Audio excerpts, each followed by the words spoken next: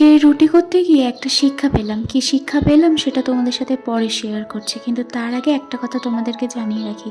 জানো তো, যখন বিয়ে হয়নি তখন মা যখন রুটি করতো তখন প্রায় সময় সন্ধ্যাবেলা আমি মাকে বলতাম, মা তুমি সরো, আমি রুটি করে দিচ্ছি।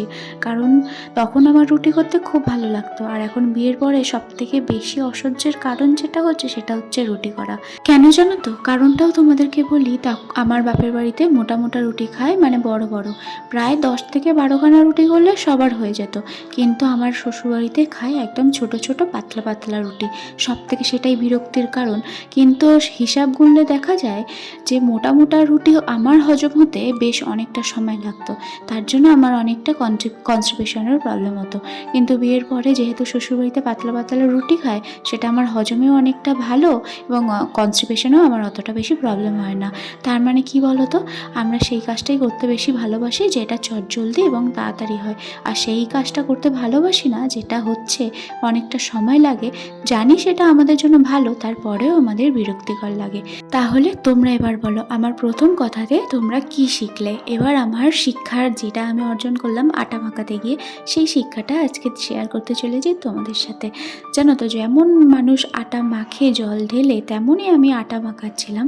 মাখাতে মাখাতে হঠাৎ বেশি জল পড়ে গেল। তাহলে আমার করণীয় কি?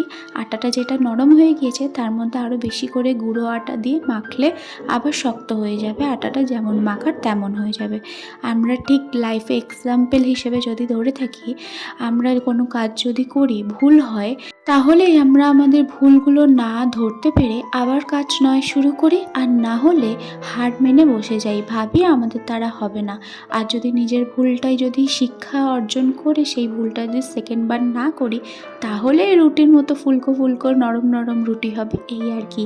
তার মানে মোদ্দা কথা হলো, আমরা যেই ভুলগুলো করছি, কেন ভুলগুলো হচ্ছে সেখান থেকে শিক্ষা নেওয়া, এবং পরে আবার সেম কাজই শুরু করব, কিন্তু যেই কাজগুলো করব না যেইটা হচ্ছে প্রথমে যেই ভুলগুলো করেছিলাম। তাহলে রুটি করতে গিয়ে আমি এই শিক্ষাটাই পেলাম। তোমরা কিন্তু অবশ্যই আমাকে কমেন্টের মাধ্যমে জানিও যে আমার দুটো এক্সাম্পল হিসেবে যেটা তোমাদের কাছে রাখলাম সেটা তোমাদের কাছে ঠিক কতটা ভালো লাগলো, এবং কে কে নিজের লাইফে এই রকম সেম প্রবলেম ফেস করেছো, বা আমার কোনো রকম ভিডিওর মাধ্যমে তোমাদের কোনো রকম উপকার হলো কি না। দেখো, আমি যে রুটিগুলো করি সেটা টানা 2 দিন এরকমভাবে রাখলেও পুরো একই রকমভাবে নরম থাকে। এটা পেটেও ভালো, হজমেও ভালো। যাদের কনস্টিপেশনের প্রবলেম তাদের থেকে তো অনেকটাই ভালো। তোমরা জানিও আমার আজকেকার ভিডিওটা কেমন লাগলো তোমাদের। ভালো থেকো, সুস্থ থেকো।